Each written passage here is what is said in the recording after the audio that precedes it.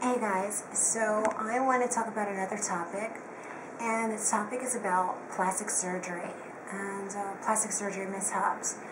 I know a lot of girls want to know a lot of information about what I've done and all my procedures, but that it gets a little personal, and if you really, really want to know, you can buy my biography when it comes out, because I kind of specify everything in there in great detail on what I've done from head to toe, so it'd just be a whole lot easier. As for me, I just had some reconstructive work done, so I'm like recovering from it. This is all from bad jobs in the past from doctors, so I'm finally getting to the place where I want to be, and thank God. I'm leaving next week to go to Dr. J. Calvert, which he is in Beverly Hills. He is the most amazing plastic surgeon out there. If you're ever looking for, if you've ever been butchered or mutilated by a plastic surgeon, he's the best reconstructive surgeon out there. He does all different types of surgeries, but he's number one in noses. And he has fixed my nose a lot. He's not cheap at all. I think my nose was $18,900 my last procedure.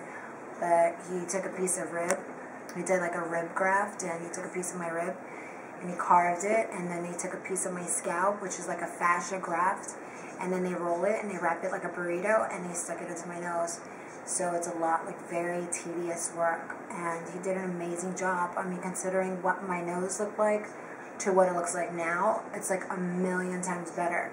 I looked like I was cut on my face, on my nose, and it was a big gash. It's still there, but he's actually going to make it look better, so I have to go back, and he's going to try to make it look better. Like, actually from the side, I have like a little bump of scar tissue there, so hopefully after that, I'll be done with that, and then I can actually work on rebuilding my image, getting back into the gym, and starting to get more music out and stuff like that. So if you're ever looking for a great reconstructive surgeon, definitely check out Dr. J. Calvert if you can spend the extra money, because he is one of the top surgeons in California.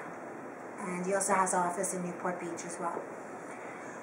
Also, if you're like on the East Coast and you've had some bad situations with silicone, you want to get it removed, because there's good silicone, medical grade silicone, and then there's bad silicone, which is industrial silicone that you can't help.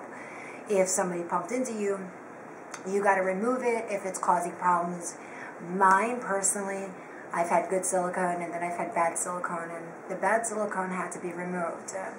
The way they remove it is they cut it out of your body, and I just had some removed out of my leg, and it hurts, what are you going to do? But in the long run, it's going to be much healthier for me, and I'm upset about it. What are you going to do? You just learn to live with it. I have to live with the scars for the rest of my life, but I think being healthy, is much more important for me. And this is what I could say to the girls, is like, be careful and just really do your research, because, I thought this would never happen to me, and it did. So if my knowledge and, my mistakes, I can help anybody out there and guide them in the right direction, then I guess I'm doing something right, So always do your research. Make sure that this person, does medical grade silicone. It's usually silicone 2000, I don't know. It's one of those, it's usually imported. It's not from Home Depot. So, yeah, and a doctor that removes it, which he's very, very good, and other procedures as well, is Dr. Mark Philstein. He's on Madison Avenue in New York City, and he's the one who does my work over here as well. He's really, really good.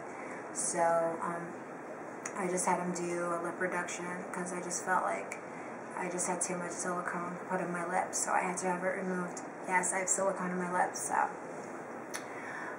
But the rest of my stuff that I've done, you're going to have to read my book to find out what I've done.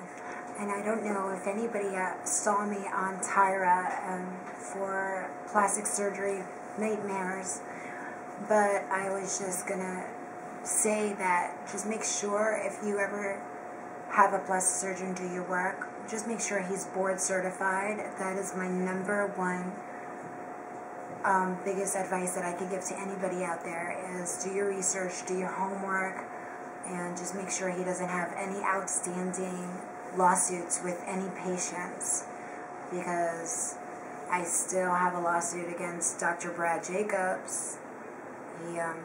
He's the guy who screwed me up, and he messed up my breasts and messed up my nose, so I wouldn't, just be careful. You know, be careful who you trust, and going to third world countries and Mexico, and it sounds all good to get cheap surgery, just be very careful, because, you know, you can get an infection, and if you have, you know, if you're already back in the United States, and you get an infection, it sucks. It really does suck that you have to fly back there, or you end up staying and paying more here for another surgeon to fix you.